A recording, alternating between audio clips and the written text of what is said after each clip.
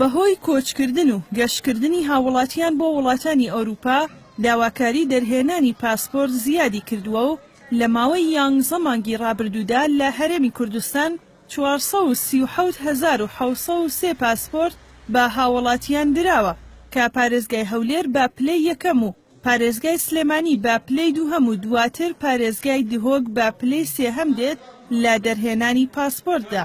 بەڕێوەبەرایەتی پاسپۆرتی سلێمانیش دەڵێت زیاتر لە 8600 پاسپۆرت لە بەڕێوەبەرایەتیەکەیان تەواو بووە و هاوڵاتیان ناچن وەریان بگرنەوە لەبەر ئەوەی بەپێی ڕێنەماییەکان و بەهاتنی سەری ساڵ ناچار دەبن بیان گەڕێننەوە بۆ بەغداد.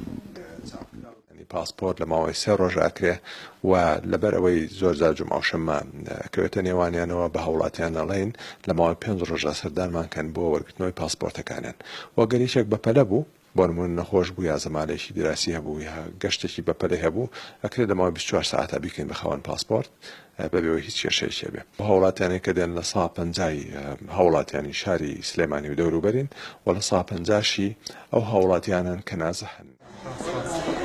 بە بڕیاری حکوومەتی ناوەندی لە ئێستادا هاوڵاتیانی ناوچەکانی دیکەی عێراق دەتوانن لە هەرێمی کوردستان پاسپۆرت دەربهێنن. باوتەی بەرپرسانی بەڕێوەبەرایەتی پاسپۆرتی سلێمانیش زۆربەی ئەو کەسانەش کە سەردانی بەڕێوەبەرایەتی پاسپۆرت دەکەن ئاوارەکانن. لە ڕابردووشدا هەر هاوڵاتیەک پاسپۆرتەکەی ون ببوایە یاخود بە هەر شێوەیەکی تر لە دەستی بدایە دەبوو بچێتە دادگایەکی شاری بەغدا و لەوێەوە ڕێکارەکانی دەرهێنانی پاسپۆرتی دەست پێ بکاتەوە. بەڵام لە ئێستادا هەر هاوڵاتیەک دەتوانێت لە پارێزگاکەی خۆی پاسپۆرتەکەی وەربگرێتەوە.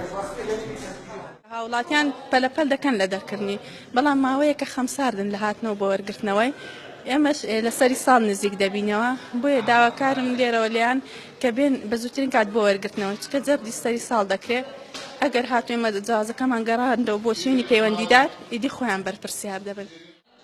لە ئێستادا دوو جۆر پاسپۆرت هەیە، یەکێکیان ئاساییە و دەدرێت بە هەموو هاوڵاتیەکی عێراقی، دووهەمیشیان پاسپۆرتی دیبلۆماسیە کە دەدرێت بە ژمارەیەکی دیاریکراو لە هاوڵاتیانی عێراق لەگەڵ بوونی ڕەزامەندی لایەنێکی دیاریکراو.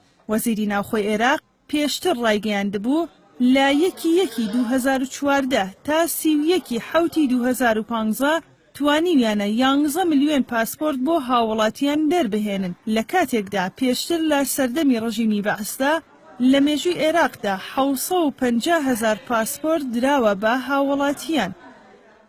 ئەگەرچی لە ماوەی ڕابردوودا بەهۆی کۆچکردنی هاوڵاتیان بۆ دەرەوەی وڵات خواست لەسەر دەرهێنانی پاسپۆرت زۆر بوو، بەڵام لە ئێستادا وەک دەبینێت بە ڕێژەیەکی بەرچاو پاسپۆرتی هاوڵاتیان لەم بەڕێوەبەرایەتیە هەیە. بەڵام ئەگەر هاوڵاتیان بۆ وەرگرتنی پاسپۆرتەکانی خۆیان نێنەوە بەڕێوەبەرایەتی پاسپۆرتی سلێمانی ناچارە ئەم پاسپۆرتانە بنێرێتەوە بۆ بەغداد.